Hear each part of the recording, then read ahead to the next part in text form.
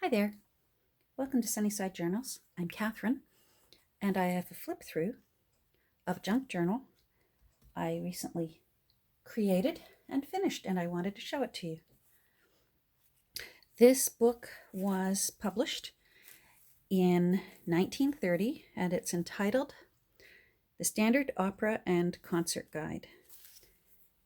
And for a 90-year-old book, it was in lovely condition, but it was also in what I would consider beloved condition, because it was evident that the owner frequently opened it up and used it. But it certainly was not in poor condition, especially for a 90-year-old book. It was in very nice condition. Nevertheless, I still restored the spine from the inside out, so it's nice and strong again. And worked on the cover and cleaned it up, and I think it came out beautifully.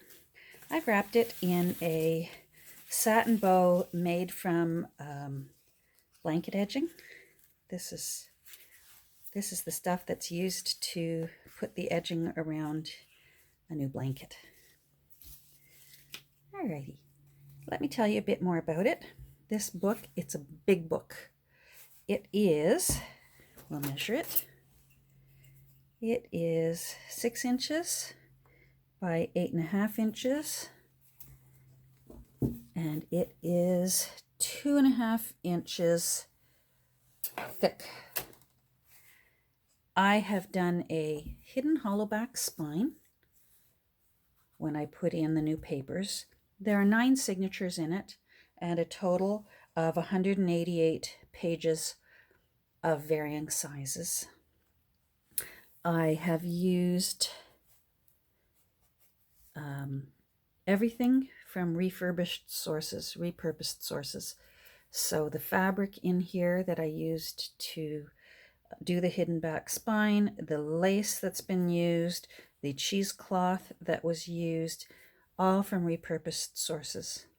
The only new things in this book that were purchased brand new are the threads to sew the signatures, the glue needed to make journaling cards and such, and there are 2 little, hold on, let me see if I can see them here, 2 little bulldog clips right here that were new. I have rusted them to make them look old, but they are new. And a little bit of washi tape on some of the fragile paper that needed the folding on it fortified so that it could handle years more of opening and closing. I did use a little bit of washi tape just down the center to fortify that. Now I thought I'd show you some of the books that I pulled from to create pages for this book. I have used some pages out of the Book of Knowledge, which is, hold on, 1935. I've used the cover and some pages from a genuine Metropolitan Opera, the New York Metropolitan Opera House. This was the libretto for an opera called Manon, I believe from the 1920s. I pulled some pages from Handel's Messiah. The end papers were made from wrapping paper that was reprinted from the Victoria and Albert Museum in London. The opening page was pulled from one of these old Victorian photo albums. They call them Victorian. It's not Victorian, not the real old deal, but nevertheless repurposed. I used some pages out of a 1907 package of sheet music from Montreal, Quebec, called Le Passe-Temps. I pulled a few advertisements out of this September 1949 magazine of the Woman's Journal from England. I pulled some pages out of the Harvard Dictionary of Music. I pulled some pages out of the complete plays of Gilbert and Sullivan. And then, of course, I used many, many pages out of the original text block from the Standard Opera and Concert Guide. All right, let's take a look inside. So as I said, the end papers were created from wrapping papers that are reprints from Victorian times. Let me make sure I've got this centered. I created a ex libris plate for you to write on whatever you wish here. And these are vintage brass brads that I have used, again, that I found at one of my thrifted sources. This is the original glassine paper that was over top of this page that came from the Victorian photo album. Here is hand crocheted lace along the edge, and underneath is old ribbon that's in a beautiful shade of gold. Here is many of the illustrations that I used in this book were taken from a sweet little book called An Edwardian Season, and it had a lot of theater illustrations in it, so I made good use of them. This is a journaling card, this little window. I created a journaling card with what looks like the prima donna to me. Maybe she's just finished her concert and she's leaving, and those are the gentlemen hoping that maybe they'll be able to take her out afterwards for a glass of champagne. That's what I imagine. Come on, in you go. Thank you. Let's open you up.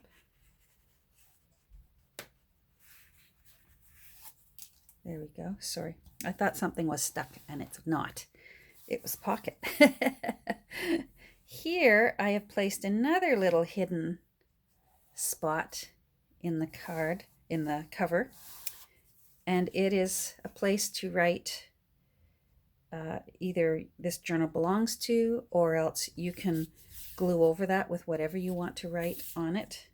And I've put a gold tassel on it, and that's another little a little tuck spot, but it's kind of a little surprise one that you don't expect that it's there, and only the owner knows. I've created what I imagine to look like my own little libretto for this book, and I used the pages, the original pages from the book. This illustration is from that 1948 British magazine, and then I just glued together, well actually I hand sewed together. You can see I used a 3-hole pamphlet stitch to make a little libretto. This is the original owner, Dorothy L. Morden. I tried to find her. Sometimes if it's a book that I know was from a local area, sometimes I can actually find a little bit about the original owner if their family happened to put an obituary anywhere or what have you. Unfortunately, I was able to find 2 Dorothy L. Mordens. One was Dorothy Louise Morden, and the other was Dorothy Lagella Morden. That both would have been local here to where the store was that I got this book. But who knows? That could have been her maiden name or her married name. We'll never know. Here's the original front page to the book. And there's lace and an illustration of a bouquet. Here is the original copyright page, so you can see how old the book really is. Some genuine music from a music book of Mozart. Another original interior page. Tea-dyed paper. Handel's Messiah. I made a tag from the Paston French music sheets from, you can see the date here, 1907. From Montreal. Here's a little flip out, and I put a little note inside where you can journal. And it can go in either way. It can also go in that way. And you can write in here, it was from a birthday book. There's lots of blank pages for journaling on, and lots of the original blank pages that were in the book. I simply cut them and refurbished them so that you can use them to journal on. Here's a little journaling card I created from an index card. It's not a Sunnyside journal if it doesn't have an index card in it, in a little corner tuck spot. On some of the pages from the original book, I covered with tea-dyed tracing paper so that they could become journaling spots. And here's another fussy cut illustration from an Edwardian season. And I put a little word snippet down here that says, "A beautiful time." Again, making more journaling space for you with the tea-dyed tissue paper. And I created a little musical collage down here. Here's some more of the wrapping paper that was used for the end papers. In the second signature, I've used an advertisement from the 1948 magazine. I hand sewed down the edge here, and I put a little bead at the bottom on that gold embroidery thread. A little bit of stenciling. This is a page from the Gilbert and Sullivan book, the HMS Pinafore. Here's a little journaling card that I created from player piano paper. You can see the little grooves in it. It actually is paper from one of those rolls that you get that go inside the player pianos.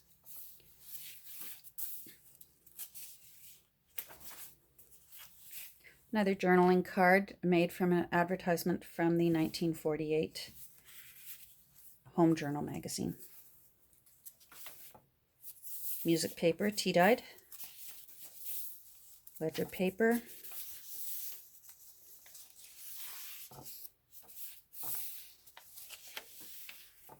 A little tuck spot here with journaling space. 2 music playing cards that I have turned into journaling cards. And 2 pieces of tea-dyed offcuts that I made lacy edges and included those for journaling. A little pocket that I created from that book, An Edwardian Season. And it's people going into the theater, all dressed up for a wonderful evening.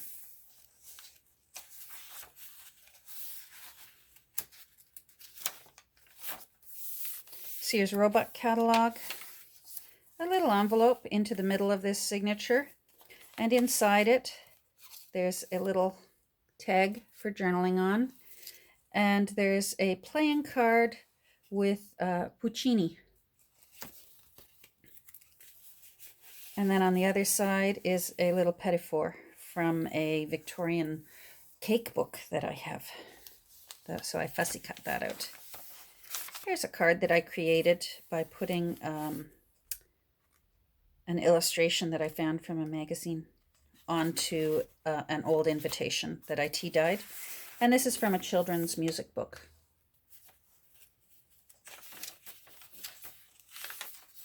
Some tea-dyed paper for journaling on and a copper paper clip. Another piece of tea-dyed paper for journaling on.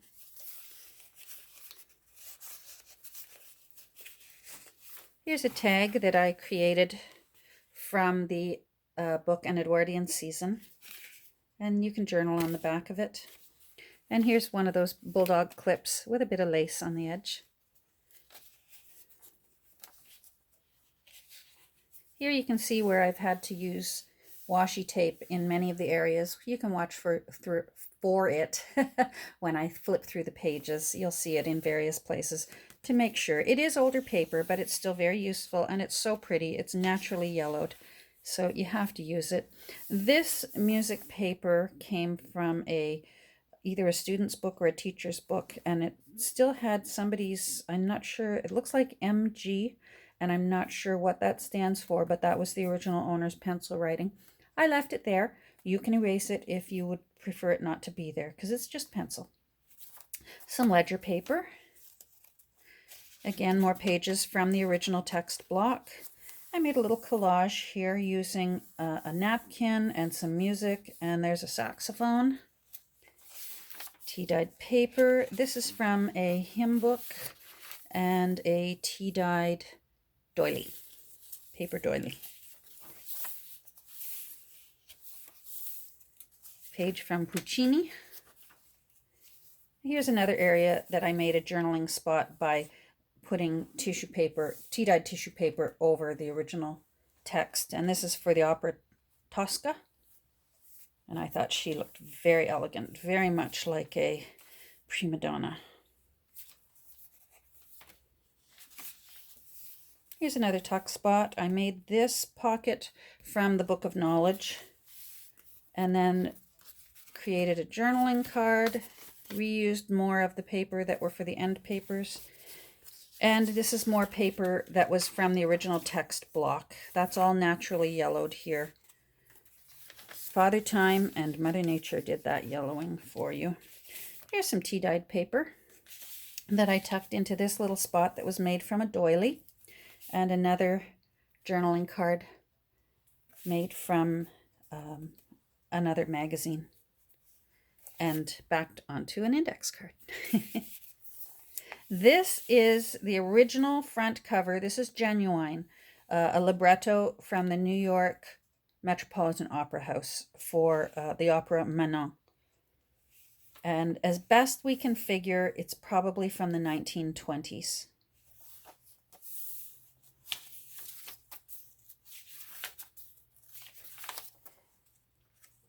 This center section is from an Edwardian season, and I loved it because it's a full view of the stage inside a lovely concert hall.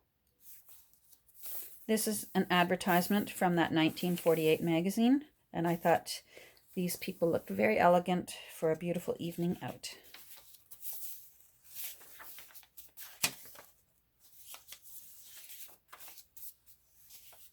The back side of that original libretto with Rosa Poncel. I looked her up, and she was apparently quite a famous and gifted opera singer. Another fussy cut from an Edwardian season, and the other bulldog clip with a bit of lace on it. And then another little tag created. I put 1930 down here because that was the publication year for this book originally. Some more stenciling down here, just here and there, very lightly. I didn't want it to take away from the book. I created a pocket from more of the player piano paper and added a vintage playing card here. It's also a tuck spot on top of the pocket. And then, of course, there's music and writing paper inside the pocket. Hold on, in you go. And I cut this section for opera out of a dictionary. More music paper, more papers from the original text block, more journaling space created from tea-dyed tissue paper, and a little photo. I thought it looked like people that were getting ready to go somewhere grand.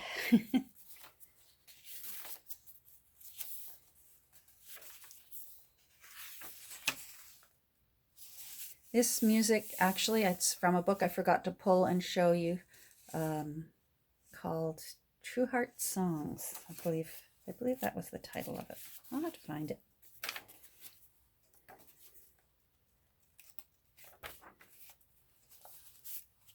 A playing card of ballet dancers made into a little journaling card and into a little tuck spot where I used more of the paper that match with the end papers. As you can see, if you're noticing, this very much is a journal for someone who wants to write memories and keep thoughts down. This is a reproduction of a vintage or antique postcard, but it is not actually antique. But I still got it from one of my thrift stores. This is actually, I thought she looked lovely, and it was very pretty on one of the opera pages. That's actually Rose Wilder. So Laura and Almanzo's daughter. Here's a little journaling card that I made with photos of, I don't know who they are. And then I put a word snippet on it, a moment to remember, because sometimes if you only went once or twice in a lifetime, it was definitely something to remember going to a concert or an opera. Lots of journaling space, lots of tea-dyed paper. Boy, if you're still watching me after all this time, you'll see this is a big book. Do you see how nice it lies flat and open? I really took my time sewing the signatures into this book, and I really took care not to overcrowd it.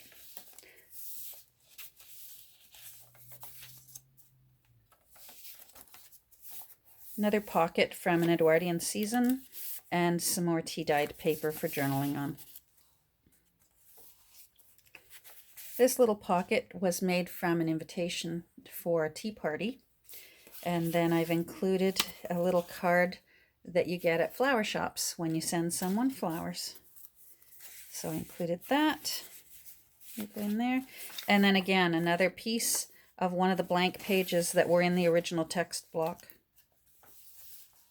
This is another piece of music from that 1906 Passe-Temps book, 1906-1907 from L'Oreal. I made a little journaling book from leftover offcuts. And this is a tuck pocket here, but it is also a space, I'll turn this sideways, for journaling on. Made to look like an envelope, and then you just tuck it back in that little hole. Not hole, that little card, little circle disc.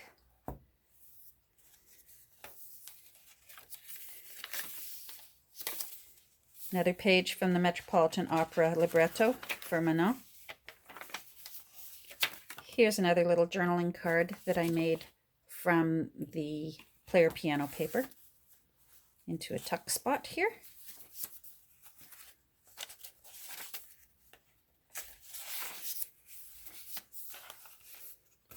More journaling papers, tea-dyed paper.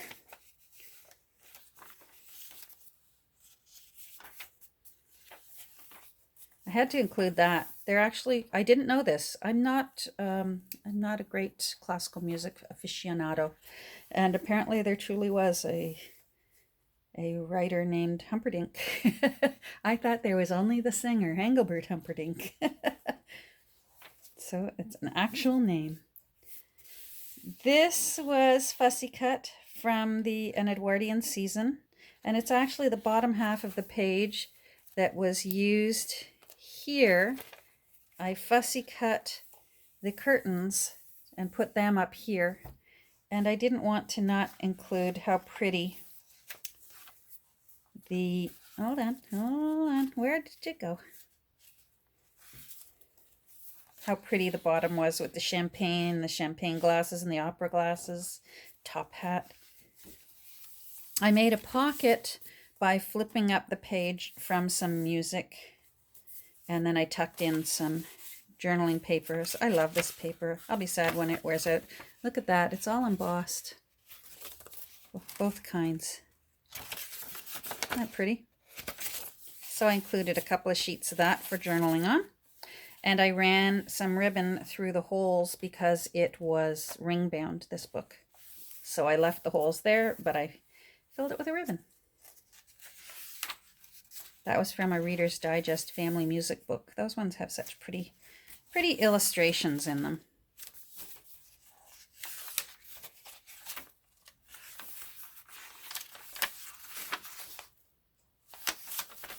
This is a vintage birthday card from 1946, and it actually has the person's signature in it. December 14th, 1946. My best wishes, Amelia. And it was a Hallmark card. And it really does say down there, 1946. I had to get my magnifying glass out, but that's what it says. More music. So whenever you see music papers in any of my journals, they're not digital reproductions. They're actually pages out of music books. Here's another little tuck spot from the other side of that sheet, and I tucked in one of my usual photo strip bookmarks that has my mom and my grandmother on it. This back page is a flip, and I thought this lady looked lovely. She looked like she was in her nightgown the following day, and her handsome suitor had sent her flowers thanking her for a lovely night. So I included a card, and I tried to think of what would they say in like Jane Austen times. And so I wrote on it. I actually used my dip pen that I have, my quill pen. So I wrote, "My dearest darling," on it. And it had a rip here. When I tea dyed it, this paper was really fragile, and it ripped right here. And that's when I thought, you know what? That's what washi tape is for. If old paper rips, get out your washi tape. You can see right there. And then inside, it's a thank you card. I tea dyed it, but I left it blank, so you can write whatever you want to write, and it makes for lots of journaling space for your dearest darling. And I just tucked that. So she's a pocket, she's a tuck spot, but this is also sort of a flippy tuck area. And that is this beautiful, huge opera and concert guide. I really love how this book turned out. It's just a very, very elegant book. I didn't overdo it. It's very tempting to sort of overfluff a junk journal, and I just thought this was so elegant, and I could tell that it had been used. I sincerely hope that Dorothy Morden, where is she? There you are, Dorothy.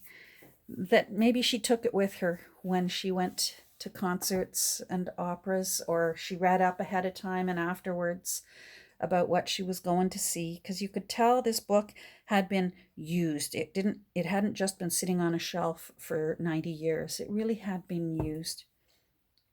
So that's it. Thank you for watching. This journal will be available in my Etsy shop, and it will be available for sale. So if you're interested, the link for my shop is down below. Thanks very much for watching, everyone, and I hope you're having a great day, and we'll talk soon. Bye.